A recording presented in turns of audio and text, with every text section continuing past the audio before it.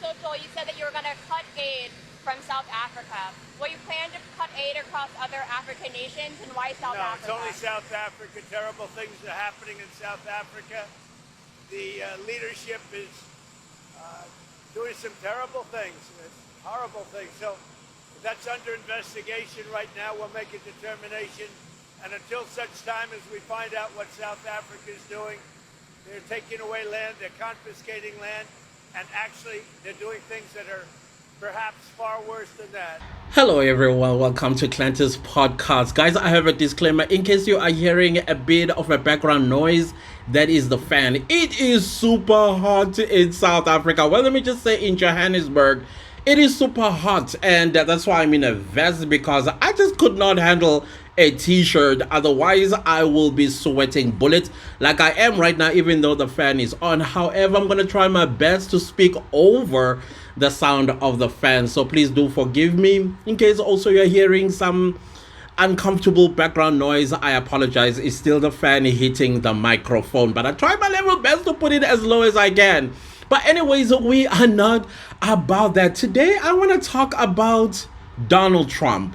Not only I want to talk about Donald Trump, but I also want to talk about how some South Africans are inviting Donald Trump to come and invade the Republic of South Africa, a whole sovereign state that has been independent since 1910, the Republic. However, our first democratic dispensation started in 1994. That's over a little over 30 years ago. Now, you have a group of South Africans since 1994 have been hell-bent on destroying South Africa from within. Why? Because they lost power in 1994. They were not of the idea of a South Africa that is inclusive, a South Africa that is working together in our diversity. As you already know that in South Africa, we have different races and 12 official languages, the 12 being sign language, South African Sign Language. So then you have a group of white people in South Africa just refuse to work with the rest of us in building South Africa. Hence today you have a place called Orania, and now we just recently found out that they have created their own Uber called Vanuatu or something of that nature. Or don't get me started on that one, because they are very specific in their policy who is allowed to work there, even though they still want black money as part of the business. I'm not quite sure what black person is going to be using that Uber, but anyways, there is enough of them to do whatever it is that they want to do. But it is quite interesting how they even formulated an organization or a civil organization called Afriforum in 2018, when farmers in South Africa, and I'm going to talk a little bit more about it, how they are pinning that on us, their own mistake, they are pinning it on black South Africans. Now, let me just talk about it right now. So there was a scourge of farmers being unalived in South Africa in 2016, 17, 18, up until probably Kovovo, that panoramic that happened in 2020. Somehow that kind of like declined. And now what they refuse to accept is that when South Africa was opened its borders, right? You had many African nationals coming to South Africa, and many of whom came to South Africa illegally.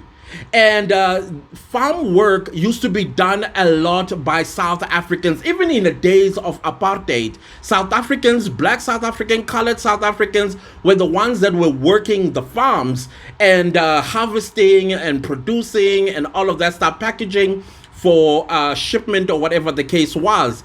And then when illegal foreigners started coming to South Africa, and I'm talking African illegal foreigners, these farmers hired them. Basically, they fired every South African farm worker. Why? Because farm workers in South Africa are allowed to form a union or to join a union. emanating from the Labor Relation Act, which I've spoken about in this channel for many a times, as to why restaurants, basically the entire hospitality industry, does not hire South Africans, because South Africans, you cannot exploit us. Number one, when you are going to hire a South African, you need to take cognizance of the minimum wage. And minimum wage in South Africa, I think the last time I checked, was around 28 Rand per hour. So for them, that is way too much. So in order to bypass that is to hire people that will not complain, even if we give them exploitation wages. And which actually they are doing. Slavery wage is what they are getting, because if they hire South Africans, they are not going to make the bottom line that they've been enjoying since they started hiring illegal foreigners. Now, this is how it works in the farms, especially when it comes to purchasing of purchasing as well of livestock. Now, I'm a Zulu man, and I've told you guys many a times that I'm a Zulu guy who is very much traditional more than anything. And in my Zulu culture, we do have traditional dues. If somebody in the family passed away a year ago, a year after, we will either slaughter a cow, or we'll slaughter a goat and a cow in some instances. And sometimes if we are going through like a rough patch in our lives, it is often a belief that there is an ancestor that is not happy, and therefore to appease that ancestor, we need to slaughter them, either a cow or a goat or both, and then we will put a cow or a goat skin on our wrists. Well, come to South Africa and then you will learn what all that is about. So when you go buy these animals from the farmer, in most cases it is not done via wiring, like bank, I don't know, we call it FET here in South Africa, and I understand some parts of the world they don't have FET. That's basically me transferring money from my account to your account or to a business account. Instead, what we do, we take hard cash with us, hard cold cash with us, to buy these animals. And most of the time, the money that we are going to buy from these farmers is not less than 20,000 Rand. It could be around 25,000, 30,000 Rand, depending how much the animal was. I'm talking about the cow or the goat, and sometimes a sheep. So there might be 3 animals, or additionally maybe 10 chickens as well. It will depend on your family culture. Like in my culture, especially in my family, not all the Dumagutes, but in my family, whenever we slaughter to the ancestors, if we are going to buy a cow, there must be a sheep as well.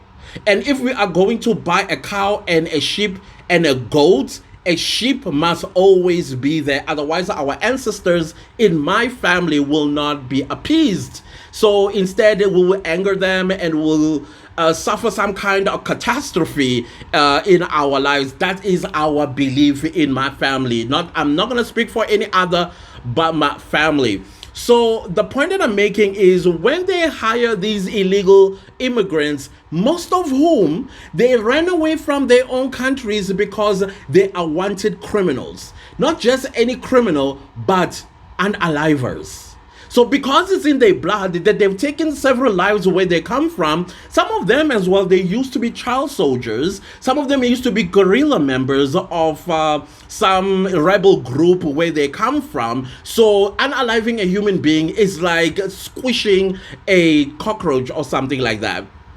So now when they see the money, when I come with 35,000 Rand to buy a cow, to buy a sheep and a goat, and few chickens, they are the ones who collect the money and take it to the farm owner, who is now going to register this money and give me a receipt. They are watching how many people are coming per day to buy animals, right?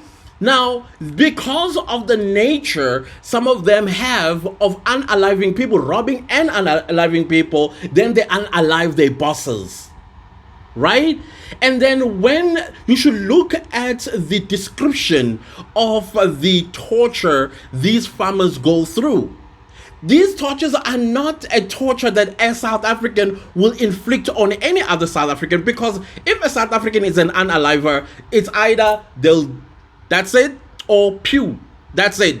But these guys, the amount of torture is a kind that is, you have to go train for it.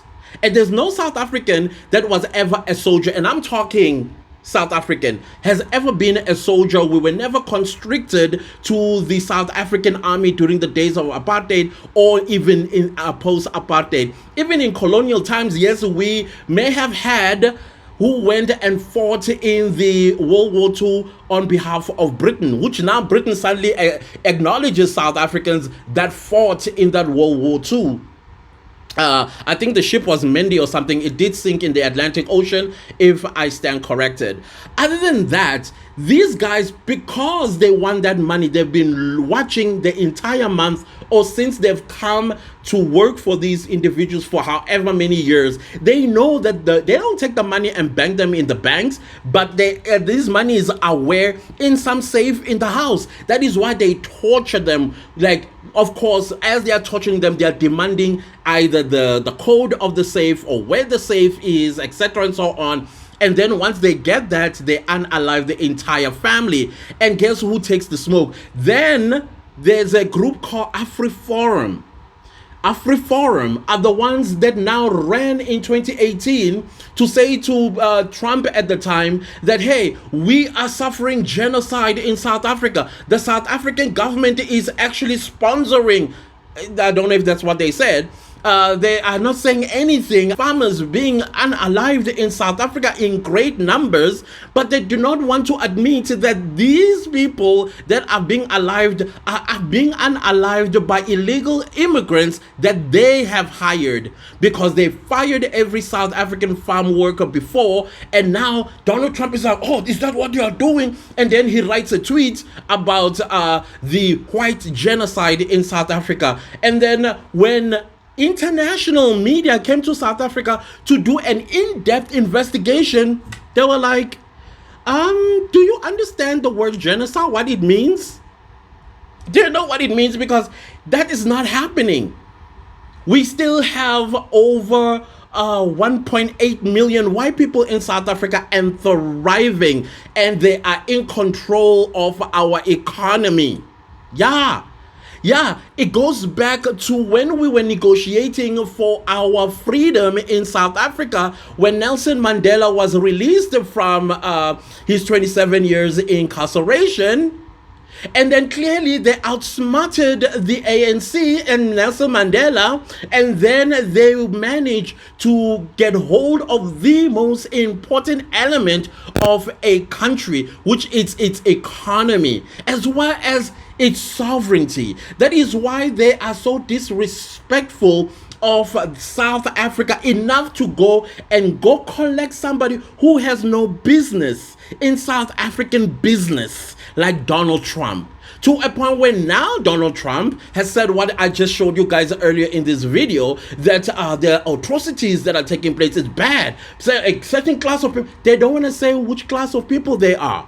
Even if you ask Afriforum, who are you representing, they'll never tell you directly that it's for the white interests. More like the Afrikaner interest rather than white interest, because there is still a rift between Afrikaners and English white-speaking people in South Africa. You can go back to the Anglo-Boer War. They are still very angry. Some Afrikaners will not even fathom a daughter marrying an English white boy in South Africa. But, well, it is what it is. So now, again, they went to Donald Trump the moment he was inaugurated, and they said, hey, we still have that issue, by the way, of genocide in South Africa. We are being treated this way and that way. About 2 weeks ago, Cyril Ramaphosa signed an expropriation act. So basically, every country has expropriation laws. And there are lands in South Africa that are unused, but they are owned by a person who doesn't even live in South Africa. So these lands are just vacant. And then when you drive, sometimes you will drive for like 2 hours. There's nothing going on in that land. And then the moment you put your foot there, suddenly somebody sitting in Australia, New Zealand, New York City will call and say, hey, somebody is on my land. And that person is not even, is all the way, but owning land in South Africa. And now the government is like, we cannot have all these vacant land when we have so much that we need to do in the interest of South Africans. And when I say South Africans, I'm not talking about just black South Africans, but South African holistically. And now, because that land is just sitting there for decades, probably even centuries, unused, and yet we want to do town planning. We want to build railway lines. We want to build roads through these lands. We want to farm. We want to do all these things that are going to develop the economy of the country, but we can't do it because we are chokehold by people who are owning land sitting somewhere in the world, and they're not even South Africans. And now this expropriation act is to relieve such a situation that we are having in South Africa. And now Afriforum is like, whoa, no, this is land grab. There's never ever once been land grabs in South Africa, ever. But they told Donald Trump that we are grabbing land, and now Donald Trump has made a threat. Now the question is, so for Donald Trump to be able to make such a threat, what does he think South Africa is? Because we are a democracy, but most importantly, we are a sovereignty. And there's no way that the United States of America will come and say, hey, we are going to take action on a sovereignty that is merely minding its own business. And because you have a small group of people who hate the fact that black people are in charge, and yet they are in control of the economy. I know some of them are going to come in the comment section because they are denialists. We have accepted that, okay, fine, you came to South Africa in 1652, your forefathers did whatever it is that they did, and you are now a South African citizen because you've been born here. We accept that. But it doesn't take away the fact that Africa is for Africans, and South Africa is an African land. You are just a European that came to South Africa and colonized the land and stole people's land as well. Hey, it's in the history book, 1913. The 1913 land grab, it's there in our history. I am not sucking anything out of my thumb, but it goes back to 1652. Come with that history all the way to now. But now they are saying, oh, they are being treated in a racist way. And they are saying it on Elon Musk, when the president Ramaphosa, this is our president, wrote a tweet to basically remind the world that South Africa is a constitutional democracy where it is based on equality and all of that stuff that he said. Elon Musk then comes and makes a comment and says, why you are openly racist. I mean, ever heard of apartheid? Did you say something then? Did your even family say anything about open racism for all to see? No, you never did. But because black people are taking a stand now, because we want to develop our country, whoever or whomever wants to work with us, suddenly we are grabbing land and we are treating people with open racism in South Africa. Make it make sense. But of course, South Africans are not going to roll over and play dead with this threat that Donald Trump has made. To us, it was just how do we put it, an ex-rent. Because it's not a policy of the United States to take action on another sovereignty. Yes, I get it. The United States have committed a lot of atrocities in the world. This whole thing that Donald Trump has said about white South Africans being mistreated, I know he said certain groups of people. Listen, to me, this was giving weapons of mass destruction. We all know what happened when that word was passed around in 2001. Where's Iraq today? Where's Libya today? Where Zimbabwe also, well, with Zimbabwe is a little bit different because land was grabbed. But it was a provocation of an agreement that was done in the 1980s and it was not adhered to by England. So what choice did you leave Zimbabweans? Now they are sanctioned for the past how many years? 35 years or something like that? And now they want to take us there as well. That's the punishment. But to me, I knew that South Africa taking Israel to ICJ, there were going to be some consequences that are going to be paid for by South Africa. Whether that was a punishment coming from Kamala Harris's administration or coming from Donald Trump's administration, at the end of the day, the United States of America is in bed with Israel. That you can't run away from. So, of course, there were going to be consequences that South Africa was going to suffer at some point for taking a human rights stance, humanitarian stance, a stance of love, a stance that, hey, we are all human beings. Why the other ones are treating these this way? And also, we are a country that comes from apartheid, and we understand apartheid very well. We understand, we can smell it when we see it. And now we have to suffer the consequences for doing that. We always knew that. So now, these Afriforum guys, after Donald Trump made that threat, take action. We all know what America means by taking action. Suddenly they're like, whoa, Mr. Trump. What we mean is punish the ANC leaders and leave us, the rest of us, alone. Because if you take action, we are going to lose the very thing we came to you to complain about. Yeah, because when America starts sending its soldiers down to South Africa, they are going to suffer just as much as us, the black ones, are going to suffer. I'm just talking now in a worst case scenario. So they were like, oh, no, we did not mean that. All we are saying is that punish the ANC leaders and leave the rest of us alone. We don't want to lose all this great stuff that we have in this country. Pick your battle. Pick your battle, Afriforum. That's all I'm saying. So Expropriation Act is now being taken to court. Now, of course, in South Africa, as we know, we are a democracy, and there need to be public consultations whenever the Constitution is facing an amendment. There were public hearings that took place, I think, in 2017? I can't remember, but one of 2016, 2017. And the people of South Africa, in their majority, said expropriation without compensation must be implemented so that the people of South Africa that lost their land can get it back. And this is exactly what they think this Expropriation Act is about. When they don't want to educate Donald Trump about the Expropriation Act, what it actually says, land grab is illegal according to our constitution. There is no way that South Africa is just going to go and say, oh, yeah, that land that you built your house on is now belonging to South Africa. No, it must be legal. And a court of law must determine that the reasons to expropriate that land are justifiable.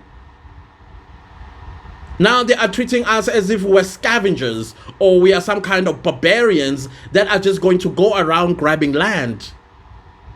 They don't want to give up the control of the economy. And now they know that once the government is in control of the land that is abandoned and then start developing it, they are going to lose that grip of the economy that they are in control of, unfortunately. So this is a situation that we find ourselves in. Now, Donald Trump was like, oh, well, I'm also going to pull out the future funding for South Africa. It's only 17% of what we get in funding in the United States. 17%, the rest we fund our own programs. We fund our own programs. Oh, by the way, I think he also kind of like forgot that South Africa is a co-founder of BRICS. And if Donald Trump is going to pull out the $444 million that he gives to South Africa for health reasons, then I don't think that our BRICS brothers are just going to roll over and say, well, South Africa, that is your problem. No, they're not going to do that. So for some reason, Donald Trump thinks that he has crippled us. And whatever future plans that he may have for South Africa, they are the begin all and end all. No. Globalization, it is bigger than the United States. globalization. And right now, Donald Trump is busy blowing up bridges with their allies. Canada just up north, imposing tariffs. Mexico imposing tariffs, and he's imposing. Oh man, this man is he's just going berserk. China, 10%, and South Africa was like, okay, do what you want to do, but minerals. Yeah, you see those minerals that Tesla needs to build its trucks and vehicles and other stuff in the United States, like your rockets that you send to Mars. You're gonna need our resources, natural resources for that. And when we withhold that, where are you gonna get them from? So that is why I'm saying this is giving weapons of mass destruction. That's what it's giving. Now, Donald Trump is just looking for a way to penetrate that.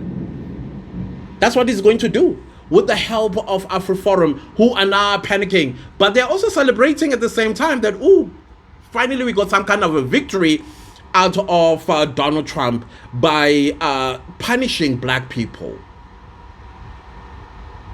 Make it make sense, guys. See what we are dealing with.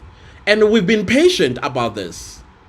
Because I said this before, Ubuntu is our greatest enemy in South Africa. It's a good thing to have Ubuntu, but it's crippling us from taking action. I mean, that is why you are finding every Tom, Dick, and Harry from anywhere in the world coming here and doing as they please. In Limpopo, we just discovered that Saudi Arabia has a land as vast as Soweto, and only the elite from Middle East that are allowed there. And if you are a South African citizen and working there, you have to sign an NDA apparently. And part of the NDA, apparently there's a clause that say, in a case or in an event that you die in that camp or resort, your body, it cannot be claimed by your family. It's happening here in South Africa. Why is it happening here? Because of our Ubuntu. Our Ubuntu is the one that is, I want to say the F word, up the wall. That's what is doing us, up the wall or against the wall. And I am very much for Ubuntu. But sometimes I feel like we need to take it and cast it aside just for a while and fix some few things. And then from there, come back and wear back our Ubuntu when things are fixed and the world respects us. I don't know, guys. It's just crazy what is happening in the world right now.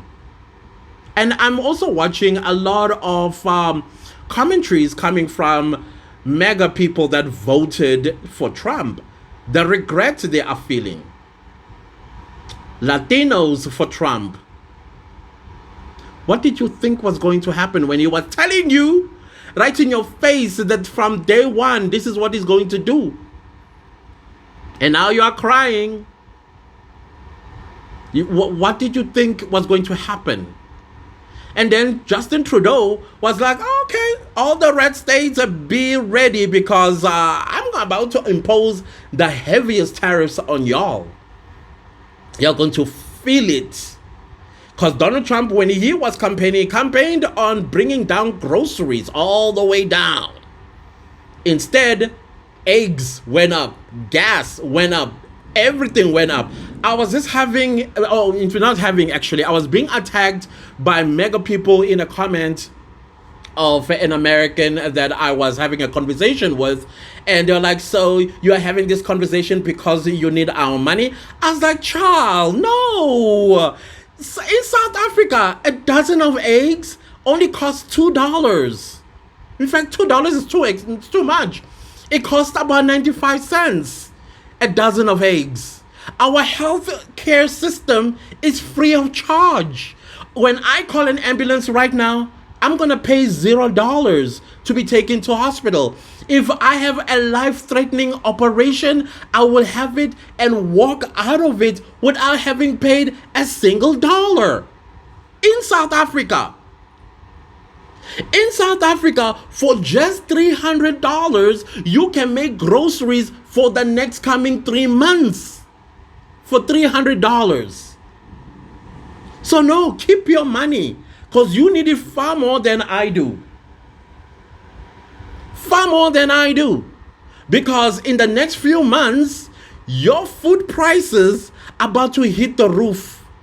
And you are going to scream and cry begging for your vote back from Donald Trump.